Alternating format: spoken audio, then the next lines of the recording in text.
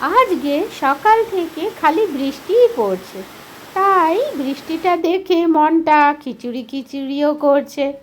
তাই আজকে দুপুরে লাঞ্চে খিচুড়ি বানাই। চলো তোমাদের কিভাবে খিচুড়ি আর ওর সাথে কি কি বানালাম সেগুলো দেখাচ্ছি। প্রথমে খিচুড়িটা যে যেমনভাবে বানাও বানিয়ে নিও। তারপরে ওপর থেকে কড়াইশুঁটি কিশমিশ আমি এখানে অ্যাড করলাম। এরপরে একটা তড়কা দিলাম, যেখানে আমি জিরে লঙ্কা আর ওখানে আমি নুন হলুদ সব কিছু একসাথে ফোড়ন দিয়ে ওটা আমি খিচুড়ির ওপর দিয়েছি। এরপরে চলো আলু পোস্ত বানাই, কারণ খিচুড়ির সাথে আলু পোস্ত খেতে খুবই ভালো লাগে।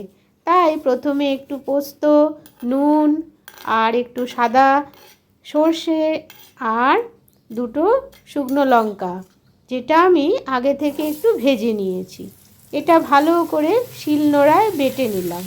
এরপরে আলুগুলোকে পিস পিস করে কেটে অল্প একটু সর্ষার তেলে এটা ভালো করে ঢেকে ভেজে নিলাম।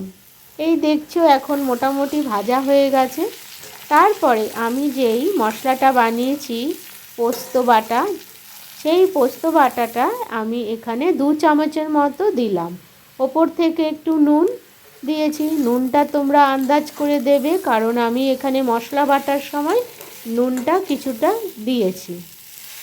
এরপরে শিলনোড়াটা ধুয়ে যে জলটা পাবো সেই জলটা এখানে অ্যাড করে দেবো, কারণ ওটা তো ফেলার কথা নয়। ওপর থেকে একটু কাঁচা পেঁয়াজ ছড়িয়ে দিলেই আমার একটা সুস্বাদু আলু পোস্ত রেডি। এরপরে চলো ডালের বড়া বানাই। তবে হ্যাঁ, এটা পেঁয়াজিও বলতে পারো, কারণ আমি এখানে বেশি করে পেঁয়াজ সরু সরু করে কেটে নিয়েছি। তারপরে চাল, মুসুর ডাল, মুগ ডাল সব কিছু 2 ঘন্টা সোক করে রেখেছিলাম। তারপরে ওর ওপর থেকে নুন হলুদ আর লঙ্কা দিয়ে ভালো করে পেস্ট করে নিয়েছি মিক্সিতে। এরপরে ওই কুচনো পেঁয়াজের ওপরে ওই ডালের মিশ্রণটা 1 কাপের মতো বেসন আর একটুখানি নুন আর 1 চিমটে খাবার সোডা দিয়ে ভালো করে এটাকে মিক্স করে নিলাম।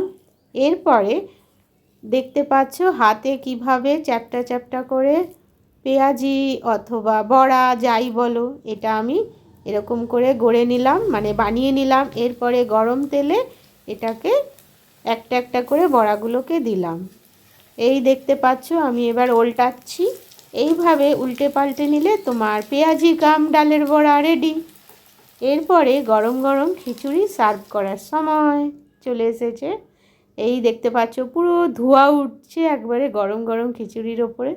আর ওর সাথে আমি একটু আলু পোস্ত নিলাম, তারপরে বড়া নিলাম। এরপরে আমার কাছে কাঁঠালের আচার ছিল, মানে এঁচোড়ের আচার, এইটা নিলাম। টাটা।